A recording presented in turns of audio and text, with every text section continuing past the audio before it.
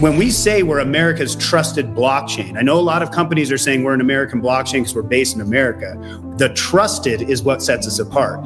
That validation from the Air Force Research Laboratory, as well as others, like the CTO of US Transcom, saying that this is secure, scalable, and approved for DoD use, that puts us in a different bucket, right? And so as we look forward into what we're doing with these commercial entities, having that stamp of approval and showing these use cases and demos and prototypes that we can show with them under NDA, they're just like, I mean, Ben can attest, we were on their solutions team not more than maybe 2 weeks ago, and these guys were rattling off use cases that we hadn't even thought of. And I was like, holy cow, that actually makes a ton of sense. And so then we get on the phone with our engineers, and Dr. James starts laughing. He's like, if that's all they need, we could probably build that in about 2 weeks. And I'm like, dude, I love our network and I love our engineers, Constellation Network.